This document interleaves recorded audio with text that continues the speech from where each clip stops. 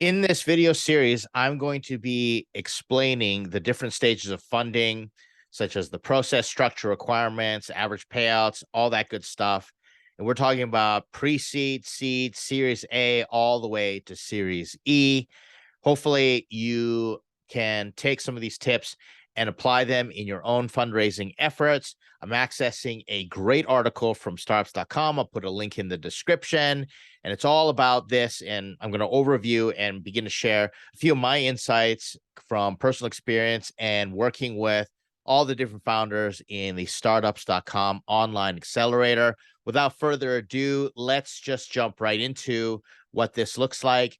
I'm going to break this down very easily. One of the easiest ways to think about this is to compare it to the stage your startup is at when it comes to getting to that almighty exit and the glory, building that unicorn, etc. If that's what you want to do, my argument is not every founder wants to do that, but that's neither here nor there. We're going to be talking about it. Let's take a look at what we're talking about here. Idea validation. So what is idea validation? I'm going to overview each of these steps. Is important. Idea validation is when you have an idea and you say, I think I should build something. Instead of just going out and building it, which is a mistake that a lot of founders make, they create a solution looking for a problem. What you want to do is get to problem solution fit. So that means you want to find a problem and say, can I create a solution? But before that, you want to validate whether that problem really should become a startup to begin with. So what you do is you say, okay, here's a problem. I think I can solve it. And I want to validate whether it's viable in terms of a startup idea. And that usually has to go with addressing the total addressable market, which is who has this problem, how many people, is it big enough, people going to pay for it, etc. Can you get expert validation? Talk to people. Are people saying, yes, you're barking up the right tree? Can you do your research and find out whether other people are solving the problem, or at least find out what people are doing instead of your solution to find that problem? And you go through all the steps to research and validate. So what you're doing is, does my idea have enough validation to fit becoming a startup? And you're going to see this word fit happen all over the place. So that's the first stage. The next stage is problem solution fit. So now you're going to be building an MVP, which is called a minimum viable product. And you say, all right, so now I know the problem. What is the minimum amount of work that I can do to see if my problem will actually solve, or my solution will actually solve the problem with the least amount of energy, effort to invalidate what you're doing, or you find out you're validating it. I like to say get to invalidation as fast as possible. You have a set of assumptions. So it might be coming out with, just a simple spreadsheet, or going out with a PowerPoint presentation and saying, okay, can I start selling this, or will people sign up for what I'm doing? And then you slowly start to build the solution and find out whether it actually solves the problem. So problem solution fit. You'll know if you have problem solution fit if people are running to you when you expose it to them and say, I'm so glad that you're solving this. I've had that problem. They're literally running to you and saying, I have this problem, help me solve it.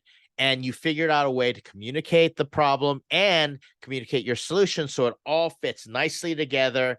And that's where you start to gain what is an important word called traction. And this is going to be an ongoing word you're going to see, hear, and see me discuss, and traction is important.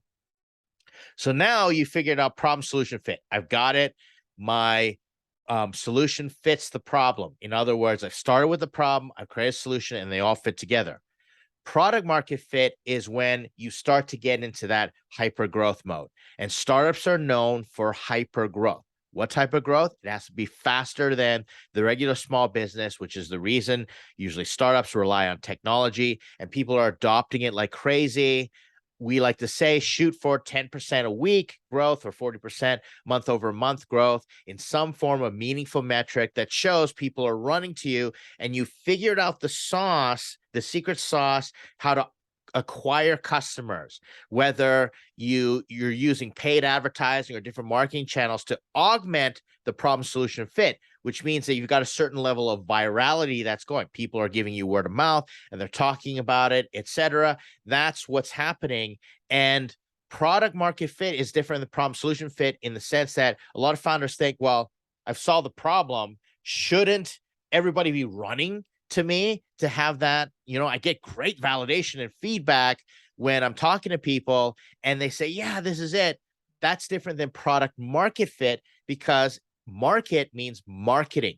Can you get things to scale, start to automate customer acquisition? If you have to go hand-to-hand combat and sell everything, which you've probably done in problem solution fit, sell everything person to person, totally offline, well, that's not going to scale because you only have so many hours in the day. Salespeople are expensive. So that's where investors are looking for automated ways that you're acquiring customers that augment the word of mouth, because people love your product. They're talking about it. And if you pay for more customers, one customer that you acquire using, let's say, Facebook ads tells 3 other people once they've experienced the product. All that starts to create this exponential effect, and you start seeing that hockey stick growth graph that goes like this. And that's where you're realizing that, okay, product market fit has occurred. A sign of product market fit is you've gone past the people running you and saying, I have this problem. You have this hair on fire scenario. Oh my gosh, we can't hire fast enough. We can't ship product fast enough. Everything is breaking. We think we're going to shut down because of the demand, not because of lack of demand. You're not making any traction. You're moving forward. There's so much you're worried everything is going to just completely fall apart. That's product market fit.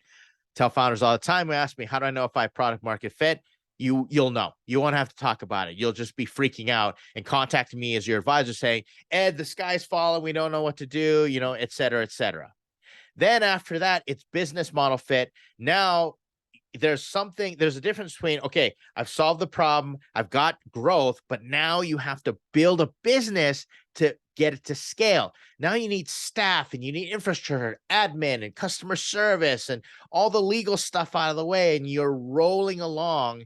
And now you're just figuring out how to build the business. There are a lot of founders that are great at hacking something, identifying a problem, creating a solution, but they're not great at building a business. And a lot of investors look at that. They may say, great, you're a technical genius, you got domain expertise, but are you someone who can lead a company of 300 people? That's business model fit. And you're scaling into new markets and you're figuring out how to maximize and really get to that point where you're prepared for the last stage, which is that almighty exit or liquidity event, meaning you're acquired, you go public, or maybe you're able to take some money off the table and sell some of your equity. Or liquidity sometimes means the founder is able to step back, divest themselves from operations, just pick up passive income or dividends or something like that. Some type of liquidity that's not based on you being involved operationally in the business. That's the final stage, the final boss that all founders want to get to. And if you don't want to get there, well, then you probably just doing a lifestyle startup, or you want to be self-employed. If you really want to be an entrepreneur, you want to get to some type of exit or liquidity. Doesn't mean you have to sell the business. It means that the business has become enough asset to give you some liquidity, some flexibility in terms of the value, cash, money, all that stuff. Maybe take some more vacations, etc. Wouldn't that be nice? And that's different for every founder. But typically, if you're taking VC money, that is going public as a unicorn. You have a $1 billion pre-IPO valuation. A lot of startups are getting much higher. There's not just unicorns, there's decacorns out there.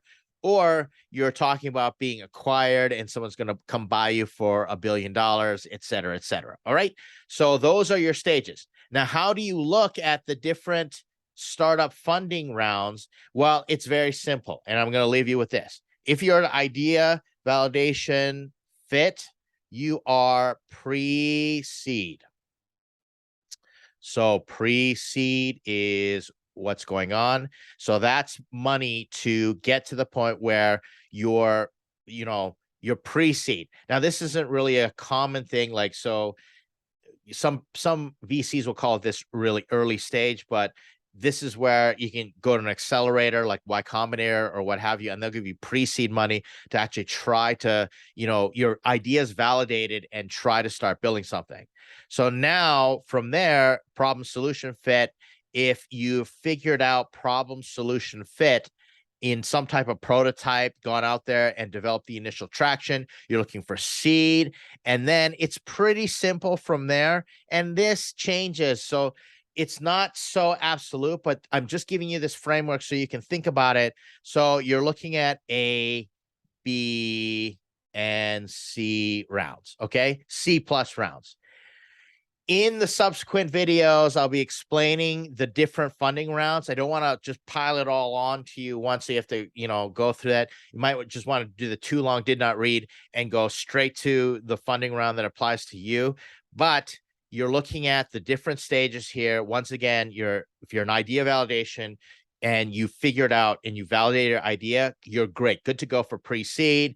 Once you figure out problem solution fit, you have a prototype or something to show, that's seed.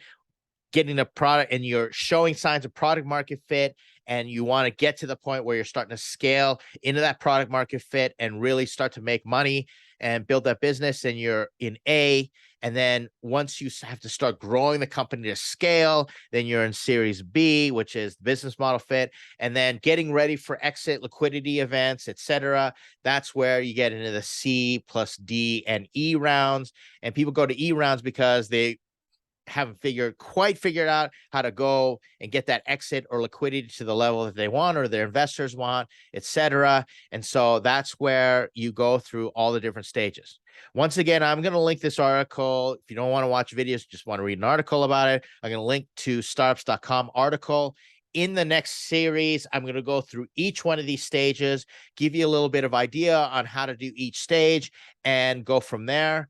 Thanks for watching. Make sure you tune in. I'd love to hear your comments or your thoughts on how I could be more helpful with this. And remember, at startups.com, we always have office hours, different workshops for the funding accelerator portion of the online accelerator community. See you then.